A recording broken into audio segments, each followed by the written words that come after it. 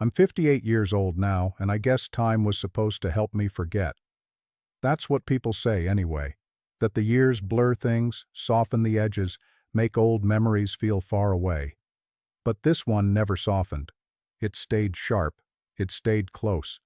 And even now, I feel like I'm only just beginning to understand what really happened in those woods. I haven't talked about it much. Not to my wife, not to my kids, and definitely not to my brother's children.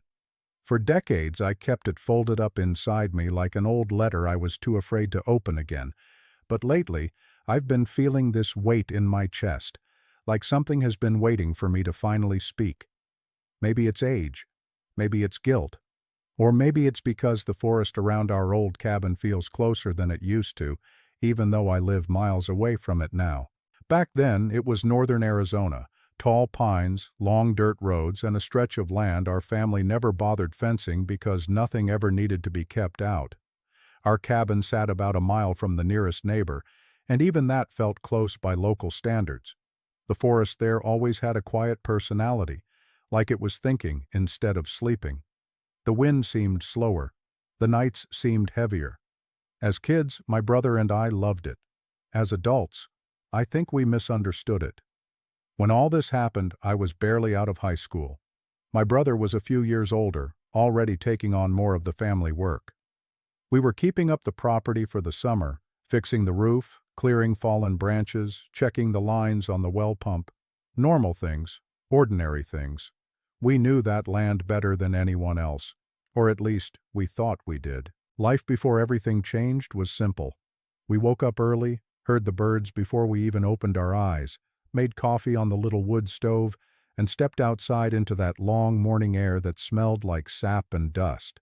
The forest felt honest then, like it had nothing to hide.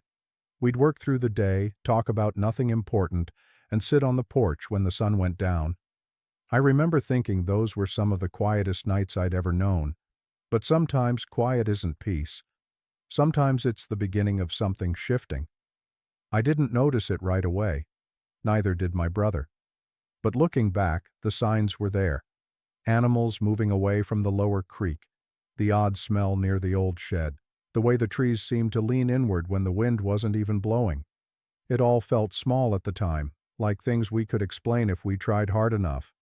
Still, something was wrong. Not loud, not obvious. Just wrong in the kind of way you only recognize years later. And the strange thing is, I remember feeling a weight in my stomach before anything truly happened, like a warning I didn't know how to listen to yet. I'd wake up in the middle of the night, not scared, just aware. Aware that the woods outside seemed to be holding its breath. Aware that my brother was awake, too, even if neither of us said anything. I guess that's what keeps replaying in my mind even now. The way the world felt right before everything changed. Calm, familiar, and almost gentle. But that was before the forest showed us the one thing we were never meant to find. And once we saw it, nothing about our lives, or our family, was ever the same again. Even before that summer, my brother carried a kind of heaviness I didn't understand yet. My brother Caleb was 3 years older than me, and growing up, he always seemed like the kind of person who noticed things long before anyone else did. He paid attention to changes in the weather, to animal trails, to the way the trees leaned after storms. Our dad used to say Caleb had a second sense for the woods, though he never explained what that meant. I didn't think much of it at the time. I just figured he was better at reading nature than I was. We spent most of our childhood moving between our house in town and the old cabin deeper in the forest. Dad built it with his own hands before we were born, and he treated it like a place that needed respect. Rules weren't written down, but we knew them. Don't wander after dark, don't whistle at night, and don't answer voices you don't recognize. Back then, I thought he was just being dramatic or protective. Now I know he was neither. When Dad passed away, the cabin became our responsibility. That summer, just a few months after the funeral, Caleb and I went back to fix the storm damage. I remember the way he hesitated before unlocking the door, like something inside was waiting for him. I didn't think it was strange then, but I could see it bothered him. He brushed it off, said he was tired, but I knew better. The forest around the cabin was different from the woods near town. It was thicker, older, and quieter. Mom never liked going there, and she never explained why. She'd say things like, "That land remembers too much," and then change the subject. After Dad died, she avoided talking about it completely. As kids, Caleb and I didn't mind. We built forts out of fallen branches, tracked deer through the undergrowth, and climbed rocks that looked impossible from the ground. The forest felt like ours. But every memory I had of that place was warm and bright, until we returned that summer and everything felt thinner, like the forest had emptied out. Animals weren't moving the same. Birds stayed higher in the trees. We didn't hear the usual rustling of rabbits or squirrels in the brush. And sometimes, while we worked, Caleb would stop and stare into the woods like he was trying to hear something hiding behind the silence. I asked him once what he was listening for, but he just said, "Nothing. Keep working." He wasn't convincing. During the evenings, we'd sit on the porch and talk about Dad, about the way he always seemed distracted during our last years with him. He'd walk the woods alone for hours. Sometimes he'd come back looking pale, like he'd seen something he couldn't explain. When I mentioned this, Caleb nodded in that slow way he had, the one that meant he already knew. I think that's what bothered me most about that time, the feeling that my brother knew more than he ever told me. Because even before the first strange thing happened, he looked scared of something. Not panicked, just quietly uneasy, like he'd been waiting for a sign to appear. And on that first night, when we were settling in, he froze at the sound of footsteps outside. They were light, almost soft, but steady, circling. He told me it was probably a deer, but I heard the doubt in his voice. When the steps stopped, he stared at the door for a long time, jaw tight, eyes darker than usual. He knew something wasn't right. I should have listened to him sooner. Because later that night, just past sundown, the real first sign appeared, one that neither of us could explain away. By the time we reached the cabin, the forest felt like it had already been watching us for miles. The dirt road leading to our family cabin had always been rough, but that summer it felt different, narrower, darker, almost like the trees had grown closer together since the last time we drove it. The branches hung low over the truck, brushing against the roof in slow, dragging strokes. I remember glancing at Caleb, expecting him to make a joke about it, but he just kept his eyes forward, gripping the wheel tighter than usual. When the cabin finally came into view, something in my chest relaxed and then tightened again. It looked the same on the outside. Same logs, same old tin roof, same porch sagging slightly in the middle. But the air around it felt heavy, like the place hadn't been opened in years, even though it had only been a few months. We stepped out of the truck, and the first thing I noticed was the silence. No wind, no insects, no birds. Even the pine needles on the ground felt still, as if they didn't want to be disturbed. But what really stuck with me was the smell. A faint metallic scent drifted from the corner of the cabin, sharp enough to make me pause. Probably just rust, I told myself. But rust doesn't smell like blood and cold air. Inside the cabin, dust floated in the thin light pouring through the cracked blinds. Everything was where we left it, but something felt off. A few floorboards had shifted, the chair by the window was slightly turned, and the pantry door stood open, even though we always closed it before leaving. I tried to shake it off. Maybe a raccoon got in, but Caleb crouched beside scratches on the wall near the floor. Long, shallow marks. Parallel. "Animal?" I asked. He didn't answer. We unpacked slowly, both of us pretending the cabin felt normal. But every so often, I'd catch Caleb glancing toward the window, like he expected something to be standing out there, waiting. And every time he did, I felt my own chest grow tight. As the sun dipped behind the trees, the temperature dropped faster than it should have. The wood stove wasn't even lit yet, but the cabin felt colder than outside. I rubbed my arms and moved toward the back room where we kept extra blankets, when I noticed something else, muddy footprints near the door. But they didn't start from the outside. They started from inside, facing out. My stomach dropped. I didn't say anything. Night settled in quick. We lit the lanterns and sat at the small table, trying to ignore the uneasy feeling spreading between us. We talked about the work we needed to do, about the repairs, the roof, the old well pump, but the conversation kept drifting into silence. Then, just when I thought the quiet couldn't get heavier, footsteps echoed from the tree line. Slow, measured, one after another. We both went still. The steps circled halfway around the cabin, then paused. I held my breath, staring at the door, waiting, hoping it was just an elk or a deer. But then a voice drifted through the trees, soft, familiar. It spoke our last name. I felt every hair rise on the back of my neck. Caleb's face went pale. It wasn't loud. It wasn't urgent. It just sounded wrong. And it wasn't the voice of a stranger, because the name it spoke, the voice it used, belonged to our father, who had been dead for months. Hearing our father's voice out there made something inside me go cold, but Caleb reacted like he'd been expecting it. For a long moment, we didn't move. The voice drifted between the trees again, softer this time, almost like it was testing the sound. I kept telling myself it couldn't be Dad. It couldn't. But the tone, the rhythm, everything about it felt familiar in the worst possible way. Caleb stood up slowly, grabbing the flashlight off the table. His hand shook just a little. "Stay here," he whispered, though he knew I wouldn't. We stepped onto the porch together. The boards under our feet groaned quietly, and the forest greeted us with a silence so heavy it felt like we were underwater. The beam of the flashlight cut through the darkness, but it didn't reach far. The trees seemed to swallow the light whole. "Dad?" I called out before I could stop myself. Caleb shot me a sharp look, not angry, afraid. Something shifted near the creek. Not footsteps this time, more like something dragging along the ground. We followed the sound until we reached the edge of the slope leading down to the water. That's when we saw it. Patches of disturbed dirt, clawed through like something had been digging. The soil wasn't dry. It was dark and wet, almost sticky.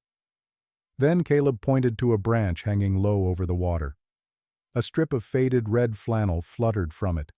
My breath caught. It looked exactly like the old shirts Dad used to wear when he worked outside. The fabric was torn, snagged deep in the bark. "That wasn't here last time," I murmured. Caleb didn't answer. He was staring at the ground, following something I didn't see yet. I stepped closer, and that's when the shape of it became clear. Prints in the mud. But they were wrong.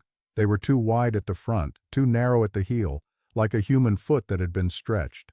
And the toes, they weren't shaped right. They curled inward, almost hooked. I felt a chill crawl up my spine. What animal makes tracks like that? "None," Caleb said quietly. We stood there longer than we should have, letting the wind push through the branches above us. The air smelled different, too. Sharp, metallic, like the scent we noticed earlier by the cabin wall. Only stronger now, like it had settled into the ground. "We should go back," I whispered. "For now," he replied. Inside the cabin, I tried to shake the feeling that something had been there long before we arrived. The scratches on the wall, the footprints that started inside, the voice calling our name. It all twisted together in my head until I couldn't separate one fear from another. Caleb paced the floor, thinking deeply, like he was trying to fit these pieces into a puzzle he already recognized, but didn't want to admit. When he finally sat down, he didn't look at me. He looked at the door. "It knows we're here," he said. I didn't want to believe him, but he said it with the same certainty Dad used to have when warning us not to wander too far at night. And as the lantern flickered beside us, the cabin seemed to shrink around the edges, the shadows stretching a little too far, the silence closing in like it was listening. Because just before the light went out, we both heard it, another set of tracks in the mud outside, heavier this time, walking straight toward the cabin. What do you think the creature wants? To warn him or hunt him? The footsteps outside didn't fade. They settled in, like whatever was out there had decided to stay close. The lantern flickered again before steadying, but the brief darkness felt long enough for something to shift in the cabin's air. I could feel Caleb listening, really listening to the sounds outside. I held my breath without meaning to, waiting for another step, another voice, another sign that we weren't alone. At first, nothing happened. Just silence. Then a slow, heavy exhale brushed against the cabin wall. It wasn't wind. It wasn't an animal. It sounded like breathing. Measured. Patient. Too close. Caleb moved to the window, keeping the lantern low so the light wouldn't give away our position. I followed behind him, each floorboard groaning under our weight. When he lifted the corner of the curtain, a thin line of darkness poured over his face. "Do you see anything?" I whispered. His voice came back tight. "No, but it's there." For a moment the forest outside glowed faintly under the moonlight. Nothing moved, no branches swayed, no insects buzzed. The entire world seemed paused, waiting. Then, crack. A branch snapped somewhere just beyond the tree line. Not small, not light. Something heavy had stepped on it. My heart thudded hard enough that I felt it in my fingers. "Back away," Caleb muttered. We stepped from the window, but the moment we did, a soft tapping began beneath the floorboards. Slow, rhythmic, like a fingernail or a knuckle knocking gently from below. I froze. Caleb didn't. He kneeled and pressed his ear against the cold wood. His eyes widened, not in shock but in recognition, like he had heard this before. "What is it?" I asked. He shook his head. "Not now." The tapping stopped. For a few seconds the cabin felt unnervingly still. Then something brushed the outside wall, one long drag, like a hand sliding across the logs. The sound traveled from the back corner toward the door, scraping lightly, stopping just beside where we stood. I grabbed the nearest object, a fire poker, and held it tight enough to make my knuckles ache. Caleb didn't arm himself. He just stared at the door with a look I didn't understand yet. Not fear, but dread. The breathing returned, deeper now, closer. And then it spoke. At first it was just my name. Quiet, drawn out, like someone trying to mimic a voice they barely remembered. The tone cracked in the middle like it was learning how to say it as the sound left its throat. I stepped back so fast I hit the table behind me. "It's trying to copy you," Caleb whispered. "It's practicing." I wanted to argue, to deny it, to say it had to be some stranger playing a cruel trick. But the way it repeated my name, again and again, removing pieces of it, stretching others, testing the sound, it felt intentional, intelligent. The smell seeped through the cracks next, the sharp metallic scent we'd picked up earlier near the creek. Stronger now, more rotten. My eyes watered. The scraping started again, this time moving toward the window. We held our breath as the shadow of something tall drifted past the curtain. Not fast, not animal-like, slow, purposeful, like it wanted us to know it was there. "Why isn't it leaving?" I whispered. Caleb swallowed hard. "Because it's watching, learning, choosing." Choosing what? He didn't say, and I didn't ask. We stayed frozen in place until finally the footsteps drifted away, the sound fading into the woods. But even as the silence returned, my heartbeat didn't slow, because whatever had circled our cabin that night, it hadn't been wandering. It had been deciding, deliberately, how close it wanted to get. By the second night, the thing outside didn't bother hiding its interest anymore. I barely slept after that first night.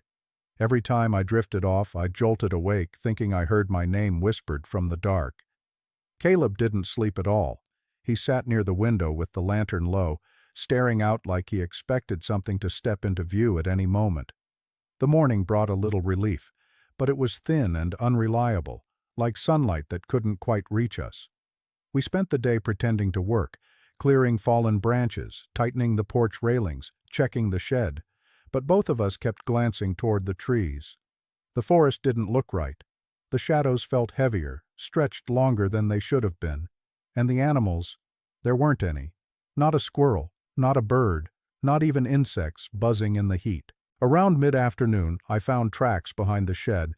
At first I thought they were just the same strange prints from the night before, but these were deeper, sharper, like whatever made them had stood there a while, pressing its weight into the ground, and they faced the cabin. I didn't call Caleb over. I didn't have to. He appeared beside me within seconds, his jaw tightening as he studied the dirt. "It's not wandering," he said. "It's watching us." His voice wasn't scared. It was certain. As the sun dipped low again, we locked the doors and windows. The temperature dropped fast, just like the night before, but this time the cold wasn't outside. It seeped through the cabin walls, settling into our clothes, our skin, our bones.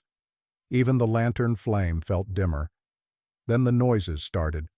First, the soft crunch of footsteps, then the slow circling pattern. Then, breathing. Not loud, not rushed, just steady, like it had all the time in the world. The lantern flickered as something passed by the front window, a faint shape, tall, too tall, slid across the thin line of light. My throat tightened. Caleb motioned for me to stay still, but my heart was pounding so hard I thought the creature outside might hear it. "Don't move," he whispered. The cabin fell silent, until a pair of eyes appeared between the gaps in the boards. They didn't glow bright, just a faint reflection, like moonlight caught in water. But they were too high up for a person, too steady for an animal. They stayed there, unblinking. I felt my breath catch painfully in my chest. The eyes lowered slowly, drifting out of sight. A moment later, from the far side of the cabin, something knocked. 3 deliberate taps. Then a voice answered the knocks. My voice. It sounded almost right, but it stretched in the middle, as if the creature hadn't learned where the breath should fall. I stumbled back, hitting the table behind me. "It shouldn't know your voice already," I whispered. Caleb didn't respond. He walked toward the center of the room, staring at the ceiling as if he expected it to come crashing through. Then came the smell. The metallic odor swelled through the cracks in the wood, stronger than ever, like iron and wet earth. I covered my mouth, trying not to gag. Outside, branches snapped. Something big moved with unnatural speed from one corner of the cabin to another, circling, circling, circling. And then, everything stopped. Dead silence. Until it spoke again. This time, it didn't say my name. It said it perfectly, with my exact tone, my exact breath, my exact voice. And hearing my own voice outside the cabin made one thing horrifyingly clear.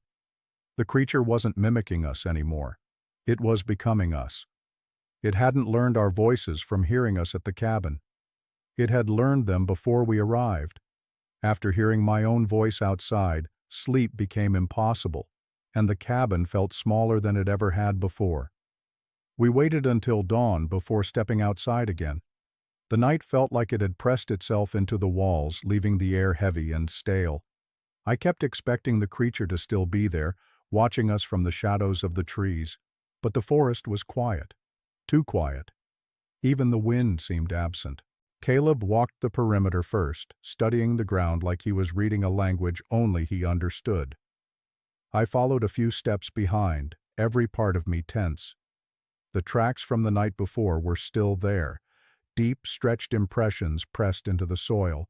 But now there were more, a full circle of them, looping around the cabin in uneven distances, like it had paced, waited, thought. "We need to check underneath," Caleb said. I blinked. Under the cabin? Why? He didn't answer directly. Dad blocked off the crawl space, said it wasn't safe, but something's been down there. It took me a second to process that.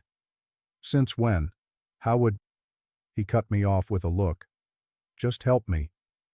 We found the hatch behind the woodpile, a small square panel I vaguely remembered from when we were kids.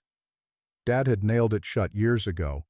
Now, some of the nails were bent outward, like something had pushed from the inside. A sick feeling settled in my stomach.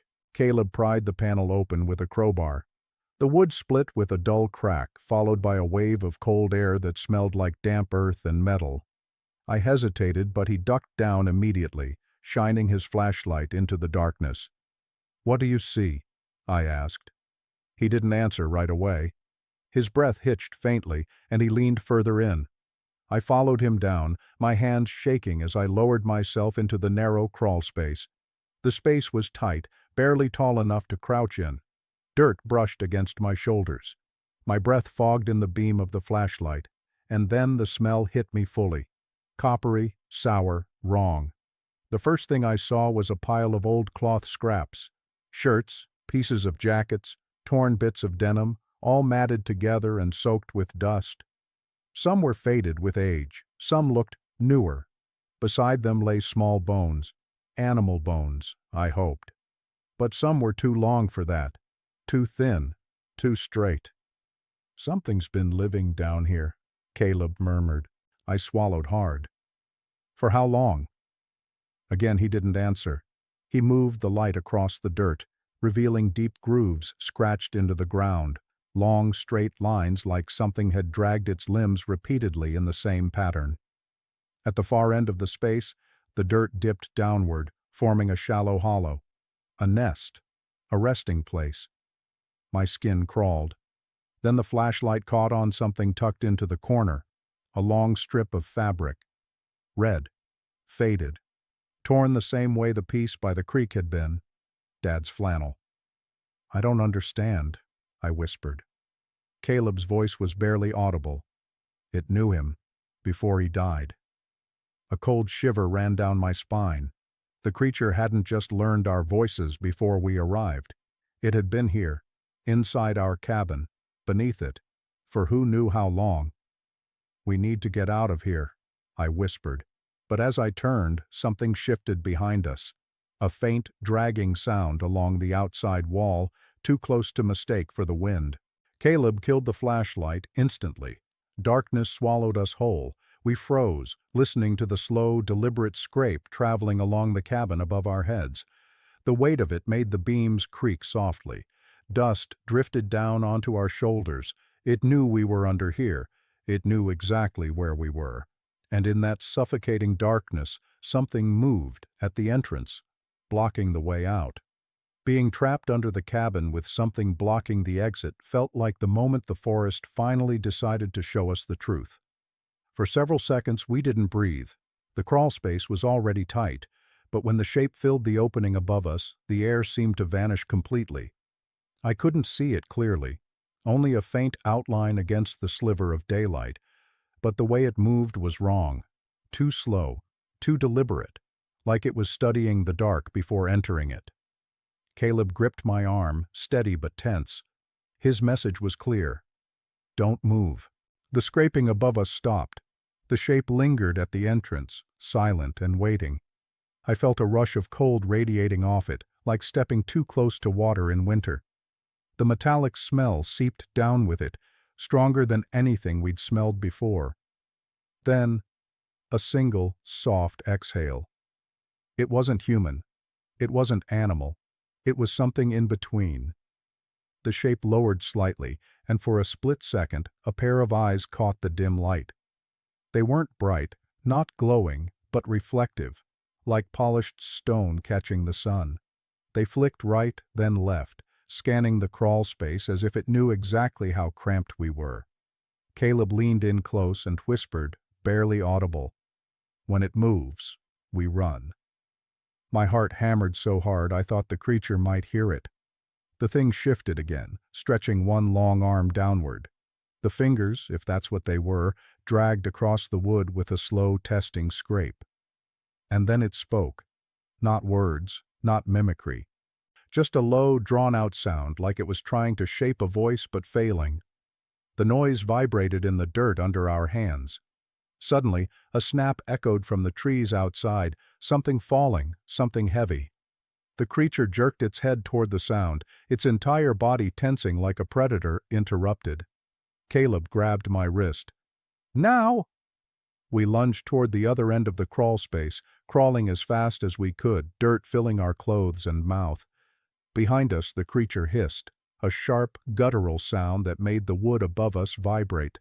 We burst from the far side of the cabin, scrambling into the open air just as the thing slammed its weight against the floorboards inside.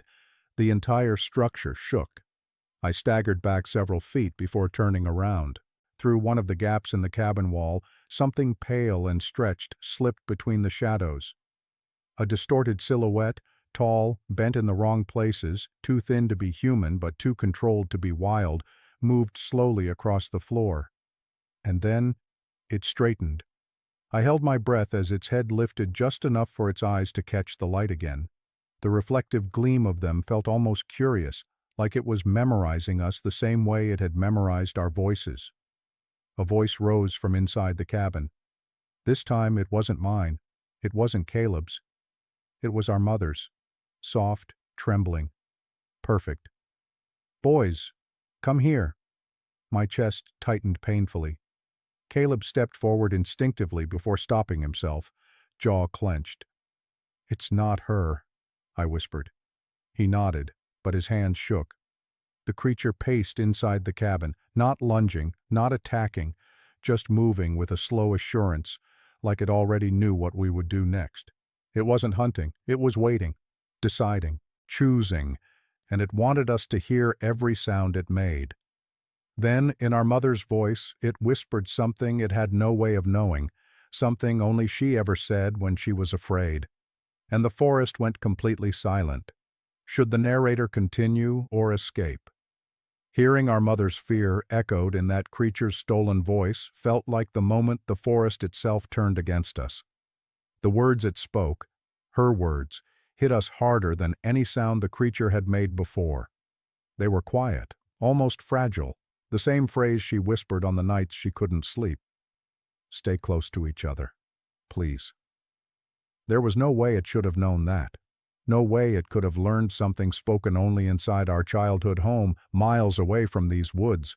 But the creature said it perfectly, not a single breath or tone out of place. Caleb backed up slowly, eyes fixed on the cabin. Something inside him shifted. Not fear, something colder. Recognition. "We need to move," he said. "Not run, just move." I nodded, though my legs felt like stone. The forest around us seemed to breathe with us, each step matched by a distant creak of trees bending in the windless air. The creature didn't follow immediately. We could hear its weight shifting inside the cabin, pacing, brushing along the walls as if tracing the outlines of the place. "It's studying us," I whispered. Caleb didn't deny it. He kept scanning the ground, the tree line, the cabin windows. He wasn't looking for the creature. He was looking for an escape route. But the forest felt wrong. Normally, the woods behind the cabin opened into a slope that led to an old deer path. Now the trees seemed too close together, their trunks leaning inward like they had grown in the night, blocking the route we always used. "Did the trees always look like this?" I asked. "No," he said quietly. We kept moving sideways, staying low, but the cabin behind us creaked again.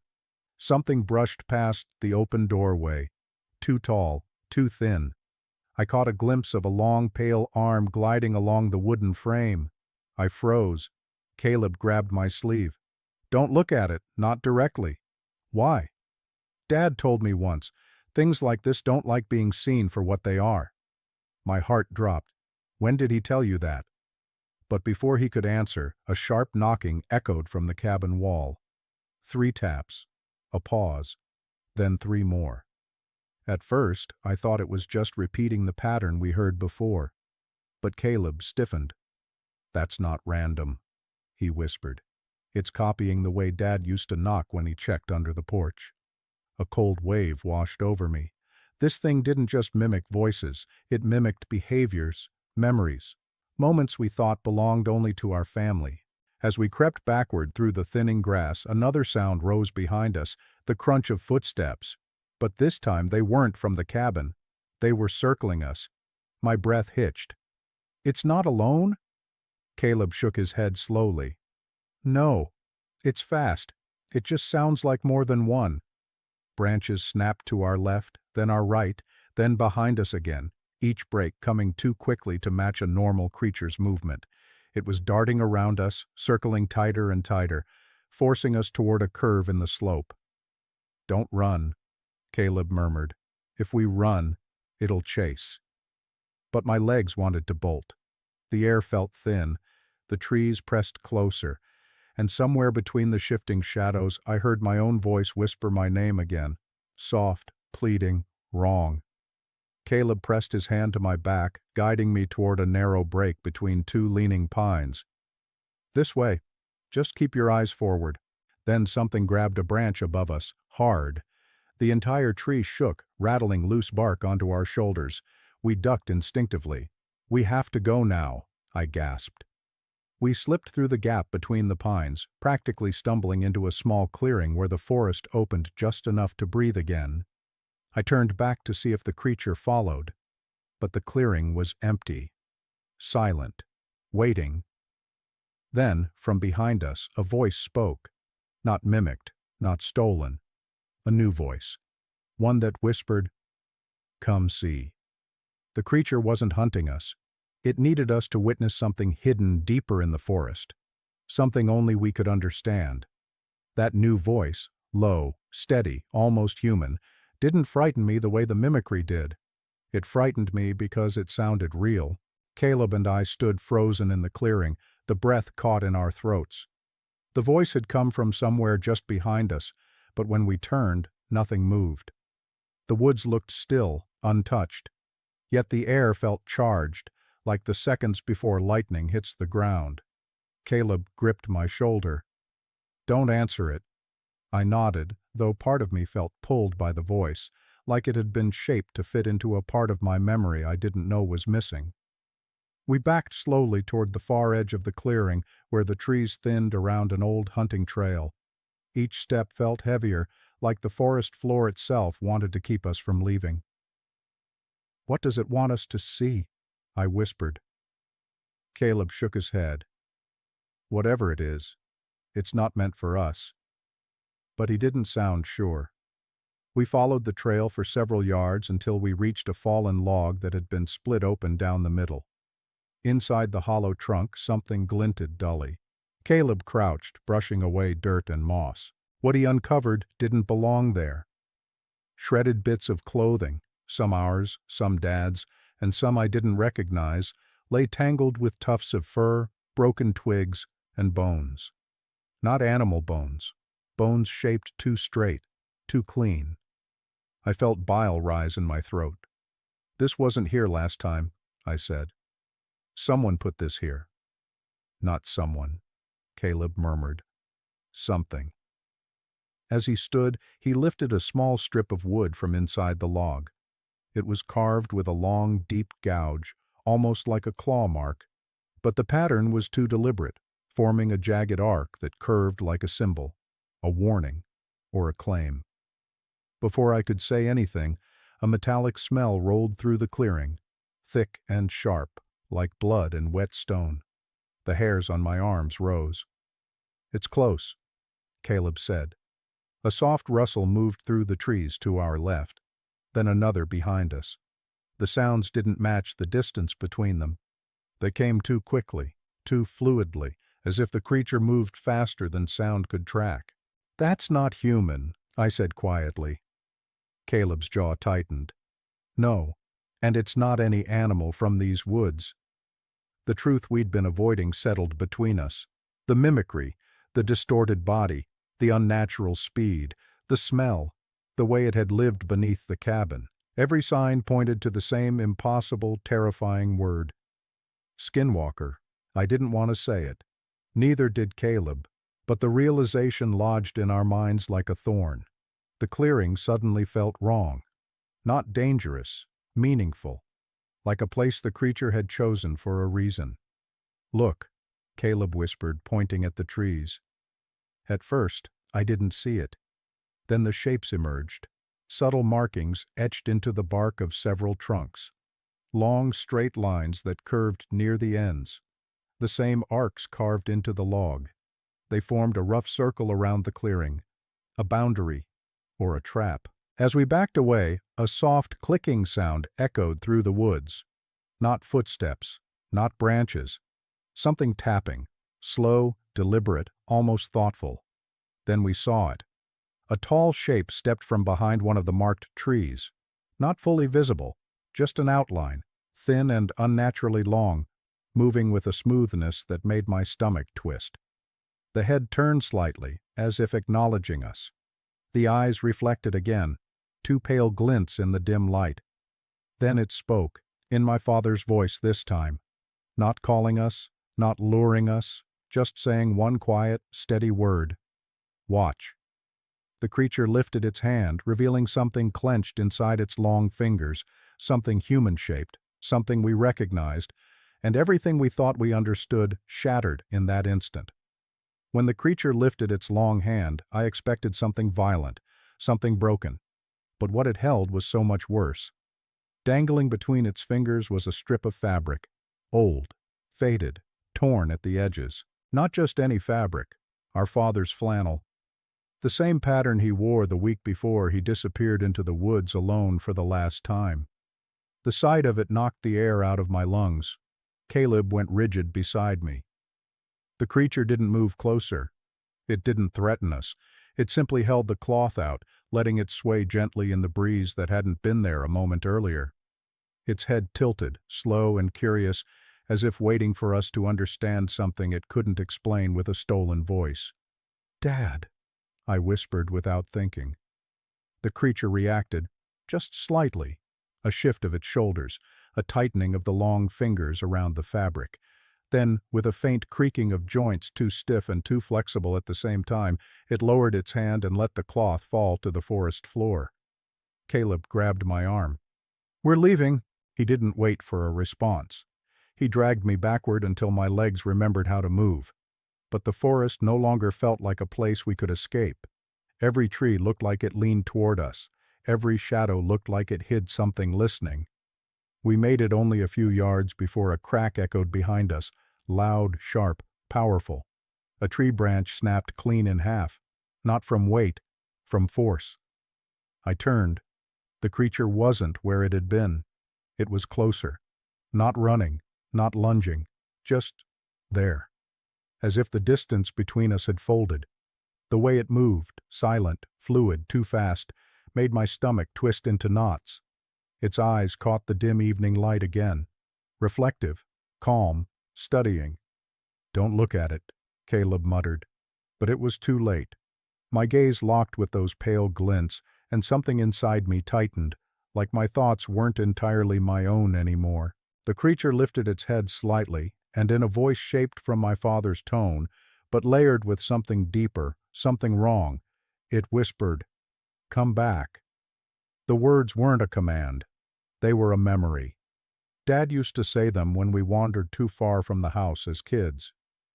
Caleb stepped in front of me, breaking the pull the creature had on me. "Stop using our family," he said quietly, almost trembling. The creature tilted its head again, the motion stiff and unnatural. Its limbs shifted like bones rearranging under skin. The metallic smell thickened, circling us. Then, for the first time, it moved toward us. Not fast, not slow, but direct. Purposeful. Each step landed with barely a sound, yet the earth seemed to react beneath it, small vibrations rippling through the ground. "We need to go now," Caleb whispered. We backed away, but the creature matched our pace, closing the distance with ease.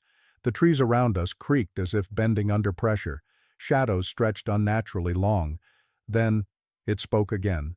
Not our father's voice, not mine, not Caleb's. A voice we had never heard. Something hollow. The true voice beneath all the stolen ones. "Stay." The word didn't sound threatening. It sounded final. My chest tightened. My breathing quickened. Every instinct screamed to run, but my legs felt heavy, like the forest floor clung to them. The creature stepped close enough now that I could see the outline of its limbs, too long, too thin, the joints bending slightly backward. It wasn't hiding its shape anymore, it was revealing itself. Caleb's hand tightened around mine. "Don't listen. Don't stop." But the creature leaned forward, and in that hollow, layered voice, it said something that froze both of us in place. "He told me to show you." And before we could move, the creature shifted aside, revealing a dark, narrow path behind it, one that hadn't existed seconds before, as if the forest itself had opened a door. The forest should never open a path for you, especially one that wasn't there moments before. Caleb and I stared at the narrow trail stretching into the darkness behind the creature. It was carved straight through the undergrowth, clean and intentional, like something had pushed the trees aside without breaking a single branch. Moonlight barely touched the ground beneath it. The air around the path hung heavy and cold, thicker than the rest of the woods. The creature didn't step aside gently. It slid, its body shifting in a way that didn't feel natural. Its limbs seemed to bend with the shadows, its outlines stretching and shrinking as if made from something that wasn't fully solid. It didn't gesture or speak. It simply made space and waited. "He told me to show you," it had said. Dad. My stomach tightened. I didn't want to believe it meant our father. I didn't want to believe something like this had ever stood in his presence. But the cloth, the mimicry, the patterns carved into the trees, all of it pointed to the same truth we were too afraid to say. Caleb stepped forward, breath unsteady. "Why would Dad lead us here?" I grabbed his sleeve. "He wouldn't, not like this." But he shook me off gently, not angry, determined. "He came out here alone before he died. You know that. He knew something. He tried to protect us." "By leaving us a monster?" I snapped under my breath. "By leaving unfinished business," Caleb muttered. Before I could argue, the creature turned its head toward him. Slowly, smoothly, like it understood. The metallic smell thickened around us, curling through the clearing like smoke. My breathing grew shallow. The creature shifted slightly, and for the first time I saw the faint outline of ribs beneath its skin. Too many, too long, rising and falling in slow waves. Caleb took a step toward the path. "No," I whispered. "Don't follow it. That's what it wants." "It wants us to understand," he said quietly. "It's not chasing us. It's leading. That doesn't make it safe." He looked at me then, really looked. His face was pale, drawn tight with fear, but beneath it was something else. Guilt. A weight he'd been carrying long before we arrived at the cabin. "Dad told me something," he finally said. "Years ago, before he died." I felt the ground tilt under me.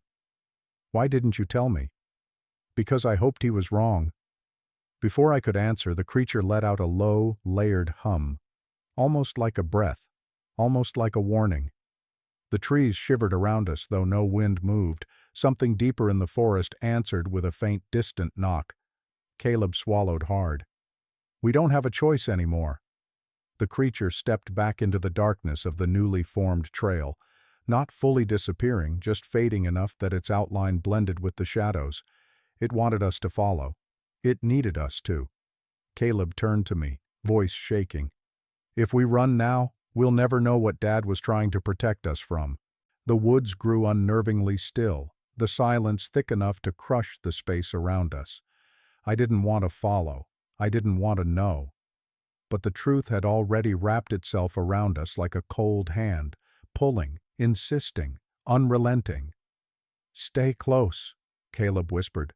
The same words our mother used in fear, the same words the creature had stolen. We stepped toward the path, the world narrowing as the shadows swallowed our ankles and then our legs. The creature moved ahead, its form melting into the dark like water slipping into soil. I tried not to look at its shape. I failed. Its spine bent at an angle no living thing should survive. Its limbs stretched and retracted with each step. Its head turned slightly, listening. It didn't walk like something alive. It walked like something remembering how to be. And just as we disappeared beneath the trees, the creature spoke in its true voice again, revealing a secret about our father we were never meant to hear. "If this was you, would you run or stay?" The creature's true voice wasn't loud. It was quiet in a way that felt intentional, like it knew the truth would hurt more if it whispered. As we followed the narrow path deeper into the woods, the creature moved ahead of us with an unnatural smoothness. Every time it stepped, its limbs shifted shape, longer, shorter, bending as though they were choosing their form with each motion. I tried not to look directly at it, but the shadows around it seemed to twist, guiding my eyes even when I didn't want them to. Then its voice slipped between the trees. Not stolen, not mimicked. Its own. He knew, it said. Your father knew. The words were shaped like speech, but they weren't human. They wavered, layered with tones that didn't belong together, like a voice learning itself for the first time. My throat tightened. Knew what? The creature didn't answer right away. It led us to a wide, sunken clearing hidden deep behind the ridge, a place we'd never seen before, even though we had spent years exploring these woods. Moonlight caught the edges of scattered stones arranged in crude patterns. Some formed lines, others formed circles, others seemed placed with no meaning at all, unless the meaning wasn't meant for humans. But what stopped me cold was the old, rotting wooden frame leaning against a half-dead tree. A door frame, no walls, no building, just a frame with deep gouges carved into its sides. Caleb went white. I've seen this before, he said. I turned sharply. Where? In Dad's notebook. That hit me harder than anything the creature had said so far. Our father's notebook had been filled with strange drawings and warnings, cryptic sketches he kept hidden until the day he died. You never told me, I said, my voice cracking. I didn't think it was real, Caleb murmured. I didn't want it to be. The creature stopped at the center of the clearing. It slowly turned to face us, its head tilting at a sharp angle. Its bones shifted audibly beneath its skin, soft cracking that felt wrong in the quiet. Your father trapped me, it whispered. The ground seemed to fall away beneath my feet. No, I said. Dad wasn't capable of... Caleb grabbed my sleeve. Listen, he kept me, the creature continued. Held me under your cabin, fed me his fear, fed me his anger. My heart hammered painfully. Dad had been distant, distracted, angry at times. But this? This couldn't be true. You were imprisoned? Caleb asked. The creature's reflective eyes blinked slowly. I was bound, for many years, until he grew weak. The memory of the torn flannel, the tracks under the cabin, the hatch Dad had nailed shut. I felt sick. When he died, the creature said, its voice becoming hollow, I waited, for his sons, to choose. Caleb stiffened. Choose what? To continue what he began, it whispered, or to end it. The silence between us pulsed like a heartbeat. My mind raced. Had Dad truly known what lived beneath the cabin? Had he trapped it, or had he merely tried to contain something impossible? Caleb looked at the stones, the lines, the symbols. His face shifted from disbelief to understanding, terrible understanding. Dad didn't build these, he said quietly. He found them, and he wasn't trapping it. He was holding it back. The creature's spine straightened. He was failing. I stepped backward. No, there has to be another explanation. But the creature leaned forward, its two long fingers brushing the air between us, and spoke in Dad's real voice. Not mimicry, but a sound full of pain and resignation. They will take my place. My breath shattered. Dad hadn't been warning us to stay away from the cabin. He had been preparing us to inherit something he could no longer carry. And before I could react, Caleb stepped toward the creature, calm, steady, as if he had already accepted what he needed to do. When Caleb stepped toward the creature, something inside me broke, because he didn't look scared anymore. He looked certain. I reached out to grab his arm, but he slipped from my grip like he'd already made peace with whatever came next. The creature stood perfectly still in the moonlit clearing, its head turning to follow his movement with slow, unnatural grace. The clearing felt frozen around us, as if the forest itself refused to breathe. Caleb, don't, I whispered. My voice cracked, thin and small against the weight of the moment. He didn't turn back. He didn't argue. He just breathed in once, long and heavy, like he'd been carrying this choice his whole life. You weren't meant to do this alone, he said quietly. To me or to Dad's memory, I wasn't sure. He knew, and deep down, I think I did too. The creature's body shifted. Not threatening, almost respectful. Its limbs drew inward, spine straightening, form tightening into something more human-shaped, though still wrong in its angles. It lowered its head, as if acknowledging him. The stones around the clearing began to hum, faint, vibrating through the soil. A low pulse thrummed beneath my feet, like a heartbeat buried deep under the earth. "Caleb, please," I whispered again. "You don't owe it anything." He finally turned to look at me. His eyes were full of fear, yes, but underneath it was acceptance, like he understood something I didn't. "I think it was never about trapping it," he said softly. "It was about keeping balance. Dad held it back, and now it wants someone else to take that place." "I won't let you," I said, voice shaking. But he shook his head. "It's not a matter of letting." The creature stepped closer. Its shadow stretched across the stones, long and bending in ways shadows shouldn't. It lifted one hand, not reaching, just offering, like an invitation. The hum grew louder. The air thickened. The metallic smell swirled around the clearing, almost suffocating. My heart pounded so hard my vision blurred. "Caleb, don't touch it." But he already had. His hand slid into the creature's palm. The forest reacted instantly. A wave of cold burst outward, rippling through the trees. Leaves shuddered even without wind. The sky seemed to dim, as though the moon itself felt the creature's presence strengthen. Caleb inhaled sharply, his jaw clenched, body trembling, but he didn't pull away. The creature leaned closer, its face inches from his. Their shadows merged. I stumbled back, shaking. "Caleb!" He didn't answer. For a moment the world held perfectly still. No sound, no wind, no movement. Then the creature whispered, using a voice that I knew was real, its own. "Keeper." The word echoed around the clearing, bouncing off the trees in a way that felt unnatural, too loud for a whisper, too soft for a shout. Caleb's knees buckled. The creature caught him, lowering him carefully to the forest floor. It wasn't attacking him, it was finishing something, completing something. I took a step forward, but the creature snapped its head toward me with a speed that froze my blood. Not threatening, warning.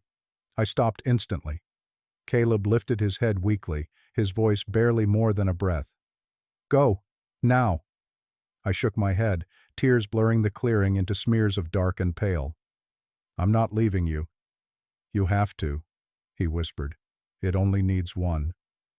The creature rose back to its full height, towering, shifting, its shape stretching like shadows pulled by a rising flame. Then the woods behind me echoed with a familiar voice. My brother's voice, calm and steady.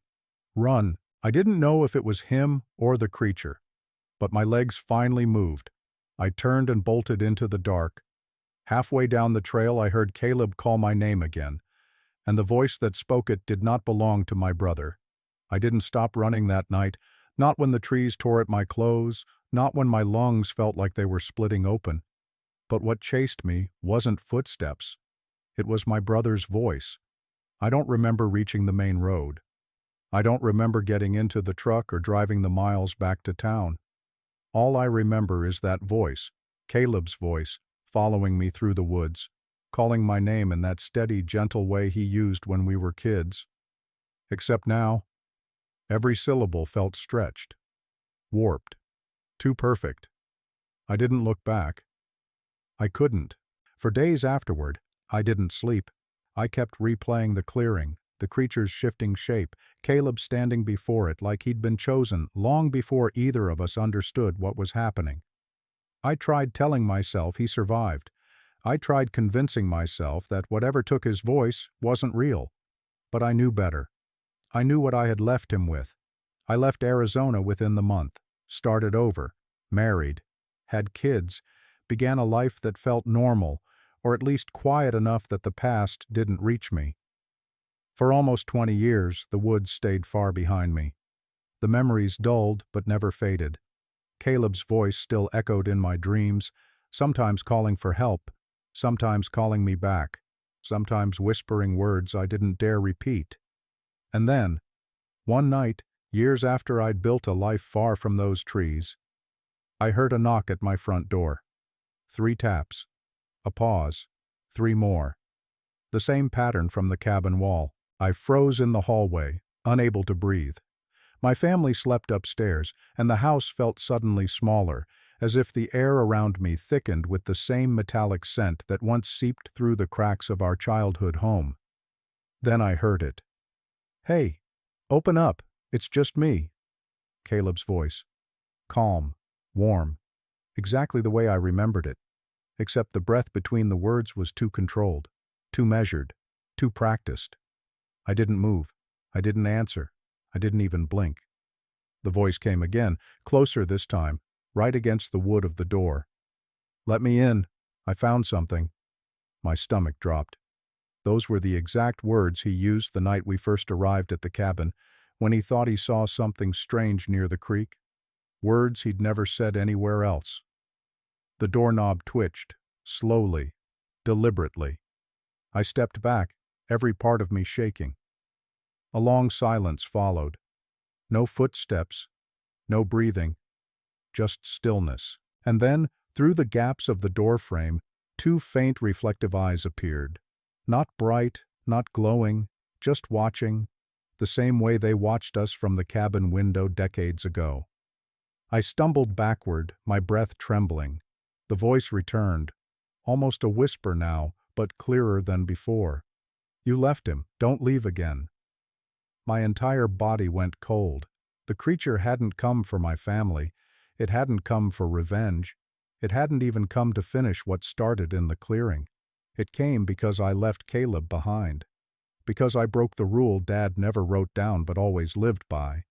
The keeper doesn't walk away. The handle turned one last time, not forceful, just enough to let me know it could open the door if it wanted to. Silence stretched. The metallic smell faded. The eyes vanished. And the voice, now thin, distant, almost disappearing, left me with one final warning. I'm not done. It hasn't returned since. But some nights when the house goes quiet and the wind stops moving, I swear I hear 2 sets of footsteps outside. One heavy and slow, and one that walks exactly like my brother used to. So if you ever hear a familiar voice calling from the dark, don't answer. Because sometimes the thing calling you isn't trying to hurt you, it's trying to take you back to the place you should have never left.